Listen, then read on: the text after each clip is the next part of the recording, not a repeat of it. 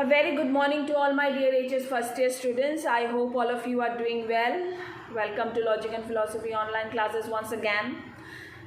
So as you know that the revision classes are going on, I have already completed with my first chapter, revising the first chapter, that is Logic, Unit 1, Chapter 1, Logic. Today we will start with Unit 2, Chapter 1, Term. Okay.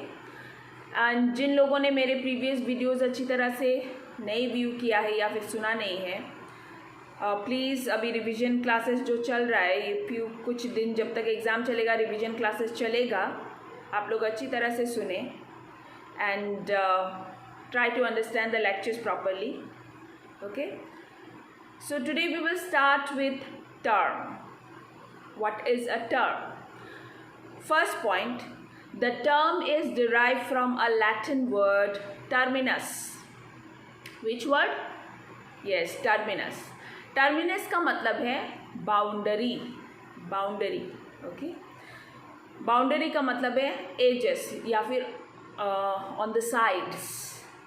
That is called terminus.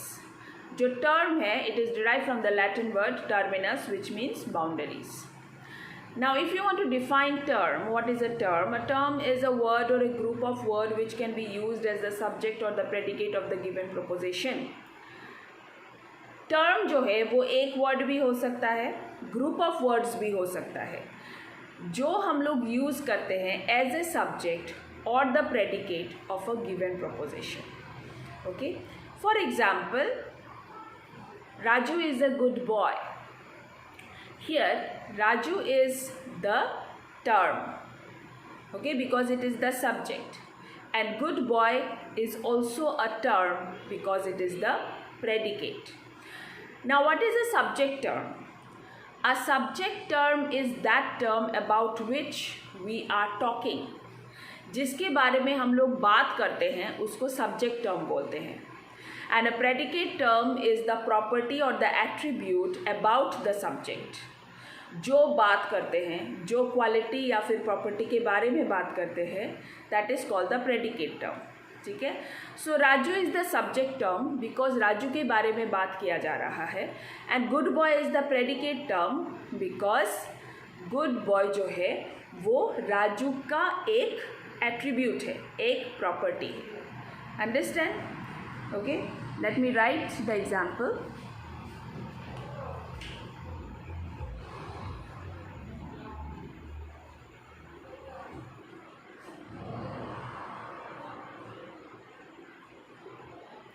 So in this proposition, Raju is a good boy. Raju and good boy are the terms. क्यों? सबसे पहला दोनों boundaries में है. राजू भी boundary में है and good boy भी बाउंडरी में है. दूसरा, Raju is the subject, good boy is the predicate.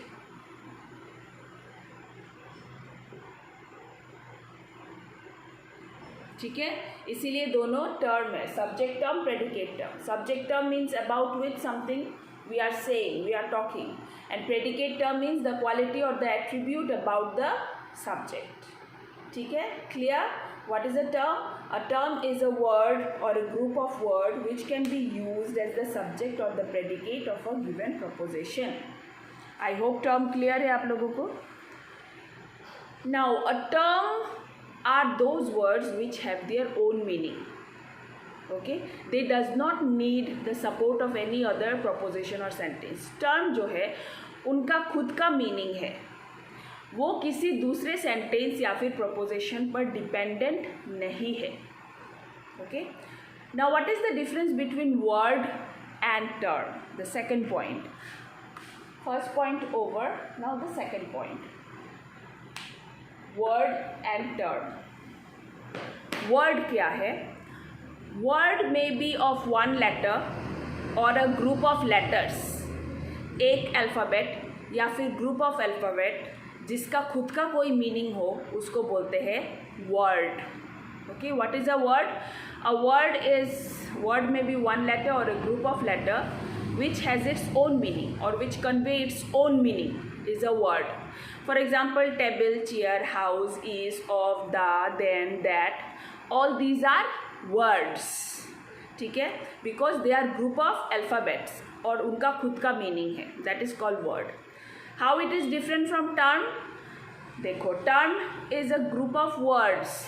Term may be one word or a group of words which can be used as the subject or predicate of the given proposition. This is the first difference between word and term. फिर से एक बार सुनो.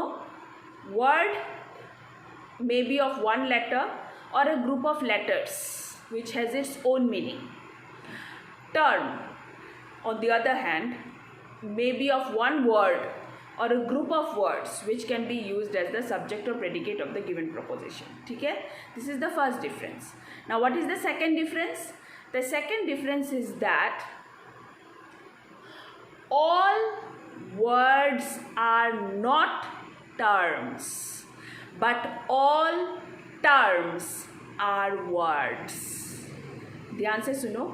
All words are not terms, but all terms are words. सारे words term नहीं होते हैं, but सारे terms word होते हैं. ओके, क्योंकि जो टर्म होता है उनका खुद का मीनिंग होता है, दूसरे वर्ड्स के सपोर्ट में नहीं रहते वो लोग. बट जो वर्ड होता है, for example is, of, the, then, that, इस तरह के जो वर्ड्स हैं उनका खुद का कोई मीनिंग नहीं होता है. वो तभी उन लोगों को मीनिंग मिलता है जब वो किसी दूसरे वर्ड के साथ, दूसरे लाइन के साथ जुड़ जाते हैं. ओके, जैसे इस लाइन में Raju is a good boy. ठीक है, इसमें सिर्फ राजू और गुड बॉय ही टर्म है.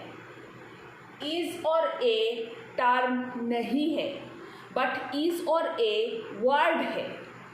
इज़ भी वर्ड है, ए भी वर्ड है, बट टर्म नहीं है, क्योंकि इज़ और ए का अलग कोई मीनिंग नहीं है.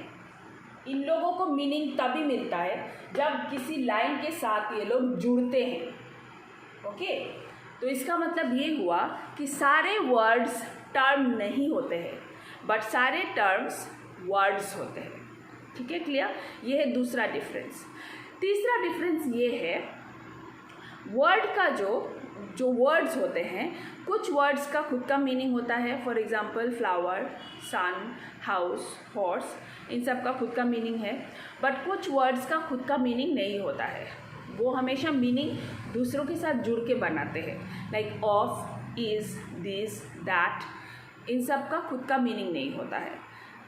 So this words are called categorematic and syncategorematic. Categorematic words वो वर्ड्स है जो टर्म के हिसाब से यूज़ किया जा सकता है, जिसका खुद का मीनिंग है. Like sun, moon, star, house, horse, table, chair, ये सब वर्ड्स का खुद का मीनिंग है. They are called categorematic words which can be use as terms. But if, then, is, that, as, as, ये सब सिन कैटेगरीमेटिक वर्ड्स है जो एज टर्म्स यूज़ नहीं हो सकता. ठीक है, क्लियर? इसका मतलब एक ही लाइन में अगर सोचो तो सारे वर्ड्स टर्म नहीं हो सकते, बट सारे टर्म्स वर्ड्स हो सकते हैं. So this is the difference between words and terms. So second point is clear, I suppose. Let us go to the third point, that is denotation and connotation of term. ठीक है? Denotation of term implies to the object, to the things. Denotation मतलब किसी चीज़ को imply करना, and connotation मतलब उस चीज़ के attributes या फिर qualities को imply करना. For example, chair is a denotation. In chair we sit. It is used for sitting purpose, is a connotation. Okay. Table is a denotation. In table we write, we eat our food, we sit and talk, is a connotation. Okay. Flower is a denotation. Flower has beautiful fragrance, is a connotation.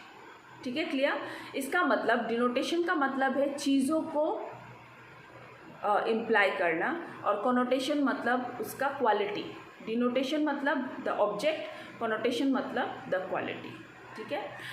The relation between denotation and connotation is inverse variation. The relation is called inverse variation. ठीक है, मतलब जब एक increase होता है तो दूसरा decrease होता है, जब दूसरा डिक्रीज होता है तो एक इंक्रीज होता है. That is called inverse variation. Variation होता है दोनों में. तो इस रिलेशन को हम लोग 4 तरह से एक्सप्रेस कर सकते हैं. पहला, when denotation increase connotation decrease, when denotation decrease connotation increase. Okay. Similarly, when connotation increase, denotation decrease. When connotation decrease, denotation increase. So these are the 4 inverse variation of denotation and connotation. Okay. This relation is known as inverse variation. फिर से एक बार, denotation implies to the object, connotation implies to its attributes. The relation between denotation and connotation is known as inverse variation. मतलब एक बढ़ेगा तो दूसरा घटेगा. This relation we can express in 4 ways. That is, when denotation increase, connotation decrease. When denotation decrease, connotation increase. When connotation increase, denotation decrease.